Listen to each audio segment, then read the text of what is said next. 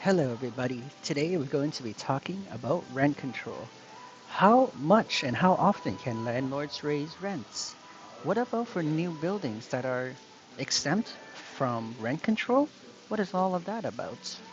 And what happens if you don't agree to the increase in rent? Let's get into all of that right now, everybody.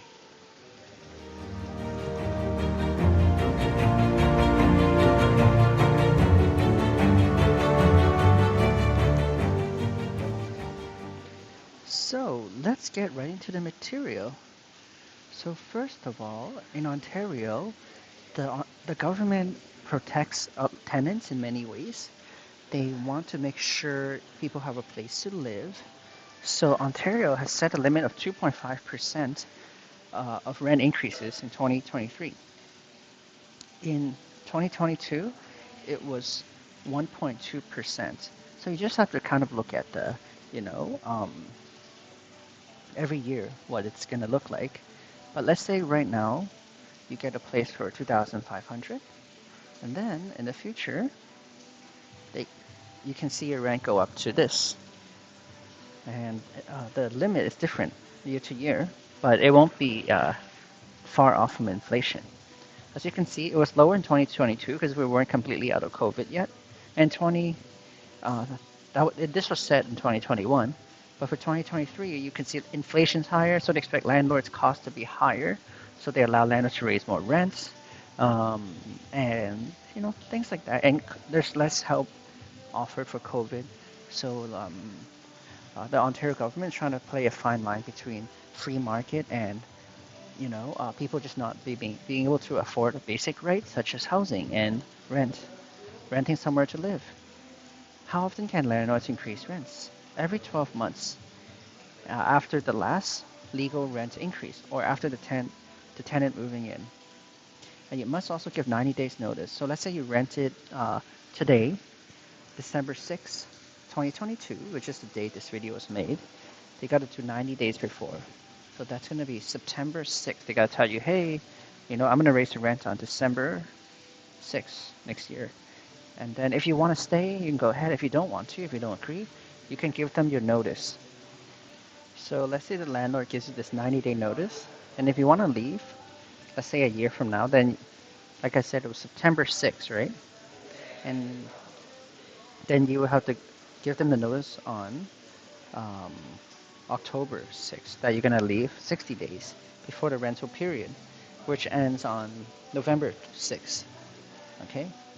So you don't have to agree to the rent increase, but you can leave also by giving notice, but you can't leave within the first year.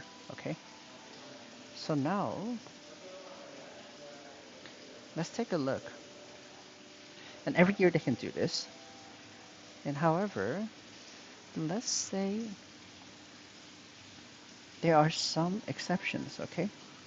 So the landlords can apply for permission of the landlord tenant board to raise rent by more by proving that their costs are really high. Okay? This one doesn't apply to most of you, but this one is very important. If you like to rent a new building, you need to find out if it has rent control. Buildings, new buildings, okay,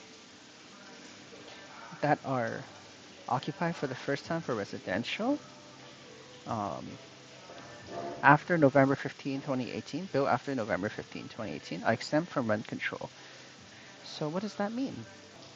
It means that the landlord can increase the rents year to year to whatever they want. They can increase it from 2,500 to like 10,000. And there's nothing you can do basically. They still have to give you the 90-day notice, but if it before 60 days before the end, you can just tell them, okay, I'm leaving then. But that's kind of annoying for you, right? Um, but you do have the option to leave. And so here's another scenario. Assuming it was a rent-controlled building, and let's say the rent is 2,500, and the landlord wanted to, they can increase it to this much for sure. However, they can also say, you know what, our costs are too high, and they didn't do it properly for your landlord tenant board. They just asked you for 3,000 rent, okay, per month. And basically, you say, no, you're not allowed to do that. And yes, they're not allowed, so they're gonna increase it to this much, but they're not happy that they're not getting 3,000. Maybe market prices went up to 3,000, right, in a year for whatever reason. So what can the landlord do? So according, the landlord might try to find some rules in the landlord tenant board to get you to get out, so that they can rent it out to someone else for 3,000. Maybe that is the current market rent, and um, this part gets a little more complicated. So here's a list of reasons that a landlord can evict a tenant. So you can see all these here. And they do have to apply to the landlord tenant board to evict the tenant.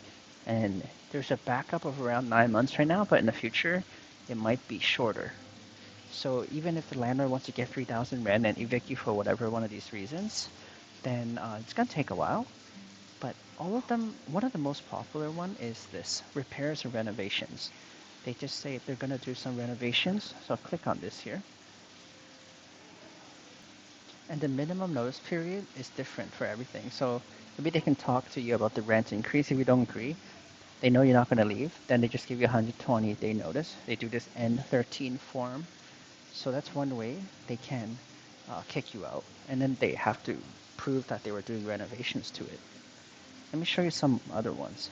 Personal use by landlord. So this is just 60 days. This one is even more popular. They just say that, oh, the landlord or their spouse or their family, person who provides care to any of their family wants to live there now. So basically, if they can prove that, they just have 60 days just to kick you out.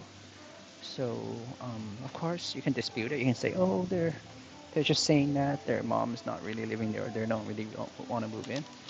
But yeah, I guess I just kind of want to tell you guys, even if it is rent controlled, um, landlords can, kick you out with trying to find one of these reasons, which kind of sucks. But I'm just here to tell you guys how it is in Ontario, the landlord-tenant board. This link, by the way, tribunalsontario.ca. I'll post some of these links in the description so you guys can read it. Um, by the way, just take a step back. Everything I said here was no fault reasons, which means the tenant didn't do anything wrong, and how the landlord can kick them out. And again, the main incentive for the landlord to kick them out is because actually rental prices have increased, maybe like 10% a year, while the maximum increase in rents that landlords can charge, as we saw before, was 2.5, right? So let's say you rent this for 2,500, and over a few years, the max they can charge you is 2,600, but then the market rents go to 3,500. So they really want to kick you out so they can get $1,000 more, and they can just do one of these no-fault reasons. And um, some landlords have lied about it, and they found out that they weren't actually doing these things, and then they'll get in trouble, but you'll still be already kicked out. So that kind of sucks. Also, the tenant can do for cause reasons for getting kicked out. And if you have a really good deal on a rent, like let's say you're paying 2,500 on a $3,500 market value rent property and area, make sure you don't do these things because it's gonna give them more good reasons to kick you out. For example, you see your non-payment of rent, they just have to give you 14 days to kick you out. Causing damage. So you can see here um, damage right there. 20 days, right? Okay guys, so I hope you enjoyed this video, and let me know if you have any questions, if you're a landlord or a tenant, how you can make a strategy that aligns with your goals while taking into account the laws of the landlord-tenant board. And I really hope you guys enjoyed this video. Again, links are in the description. Take care, everybody.